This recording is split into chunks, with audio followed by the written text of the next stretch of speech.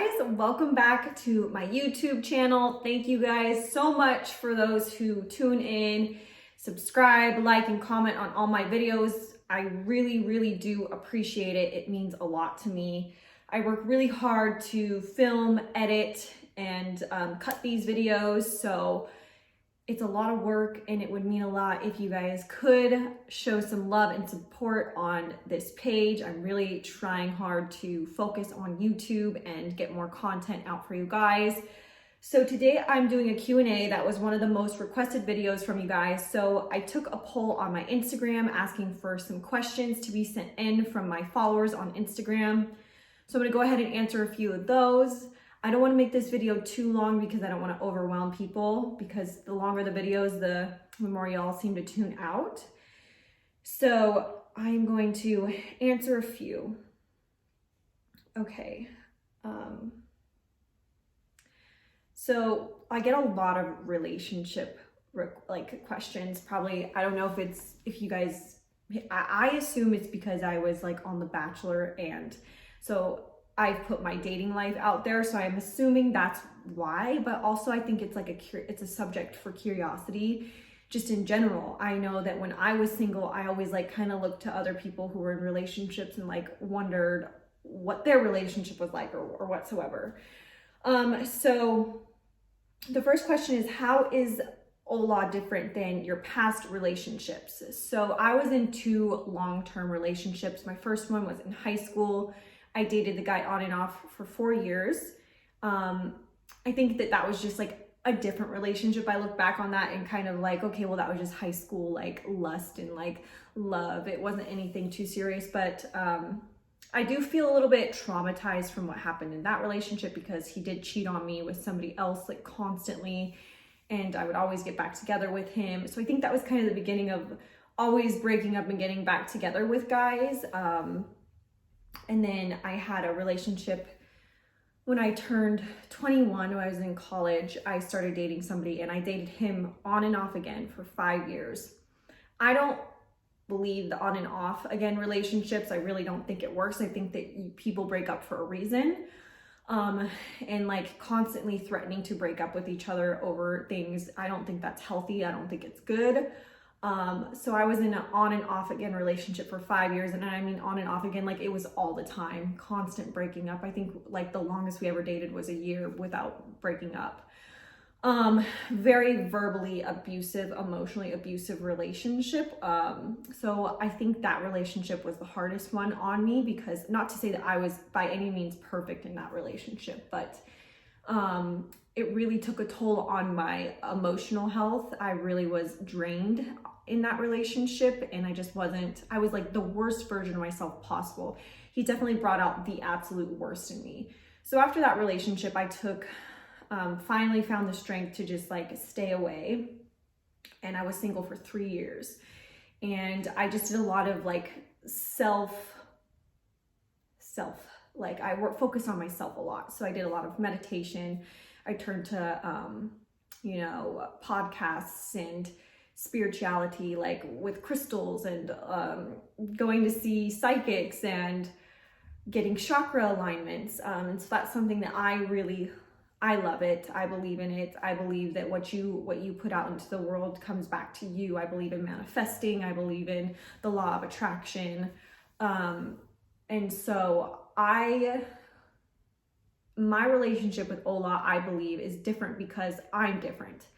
And I believe that I manifested that type of person into my life. It's because I focused on something different, something totally different. I didn't want a relationship that was on and off all the time.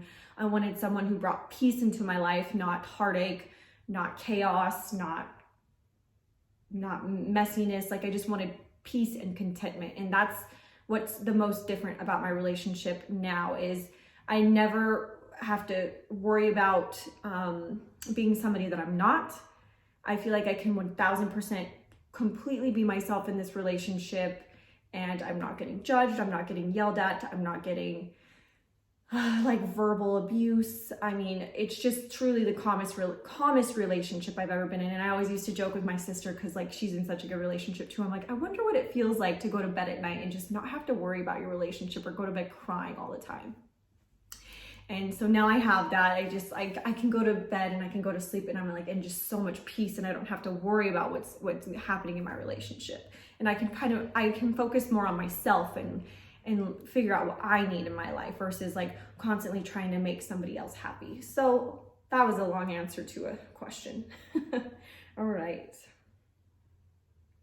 The next question are a lot of, because I recently moved to Sweden, lots of questions about that. So a lot of people, question was just super curious what COVID is like in Sweden. Are mask mandates as intense as the US? So COVID here is definitely a little bit different. Here they have like on the streets and in stores and grocery stores like to stay 6 feet apart, but masks are not mandated. They recommend them, but they can't, like they're not forcing you to wear masks here. It's not like a law. So I wear a mask when I go out. I've started seeing more and more people wearing masks since I've been here, but it's definitely not as strict. Things are closing now at 10 p.m. Like last call on drinks and stuff is at 10 p.m. and then restaurants will close. So people aren't like gathering and partying after 10 o'clock. So that's kind of the biggest difference. Sorry, this is Ola's phone, so I keep having to type in the code. What are some of the largest differences between home and abroad? So what's the largest differences between the US and abroad? So a few of the things I've noticed are the restaurants have like free water and free condiments and free refills. Back in the US, I know like for extra like condiments, you have to pay like 20 cents or 25 cents or sometimes 50 cents. And so it's free here, free water, free refills. Drinking age is different, 18 years old here. I mean, I think it's 21 back, I mean, in the US. Free education is obviously something that's different here. Like Ola can go to college for free, while in the States you have to pay for college. And then paying for grocery bags. I know you have to pay for grocery bags in California. I don't know about other places, but you have to pay for grocery bags out here. So we have like our grocery bags that we bring to the grocery store with us every time. Oh, at restaurants, people like don't bother you. Like they leave you alone. Like if you need something, you kind of have to like try to wave them down. So they just kind of give you your piece. While like I've noticed in the US, like at restaurants are constantly like, do you need anything? Like, or how's your meal or how's it going? Like they kind of give you your alone time here. Let's see. You don't have to tip here. So that's something that's totally different that I'm not used to. Like the other, my first week or first month here, I went and got my nails done and I had to go pull out cash because like I don't have like Swish or anything to like pay the people here, and she only took cash or Swish, so I had to go pull out cash. And I was telling my boyfriend, I was like, well, I should tip her like $20, and he's like, no, you don't tip here, so like just pull out however much she needs. And I was like, really? So that was very, very different. Also, there's no air conditioning. So they just have like space heaters in the home. So it's like when it gets cold, it gets hot. So there's like no air conditioning, which is kind of crazy if you're used to that. And then I think the only other biggest difference is like public transportation. But then I kind of think of New York, and I feel very similar to like the New York lifestyle here in Linköping. It's like I live downtown, so lots of walking. There's buses, people riding bikes everywhere. So like you really don't need to take a car anywhere. I don't want to say like having a car is a luxury here, but like you have to pay for parking. Like it's just kind of overpriced to kind of have a car here. And then like the living is a little bit different, obviously. I mean, the bathrooms are much like different than what I'm used to, like the showers. And the water, way different. Like water softeners back home, they don't like have that here. I mean, besides the weather being totally different, that's like really all I can think of. Where can you see yourself settling down permanently? I've always thought that I would settle down in Vegas. Ola and I have talked about it, and I would like to have a home in Vegas just because that's where I'm from anyways. But I know that for the next few years, we're probably going to be traveling to Europe for his hockey career. So having a home base would be nice, like for me during the off season, or like when I go back home, like during some of the time while he's out here playing. So I think it would be nice to have like a home base back in Vegas where my family and friends are. I need some water. Oh, talking too much. What type of car do you drive back in the States? So I had a Jeep Grand Cherokee for 3 years. I leased it for 3 years. It was like my dream car growing up. And so I finally got it. And then since I knew I was coming to Europe this year, I ended up just giving up the lease. I would have bought it out probably if I was staying there.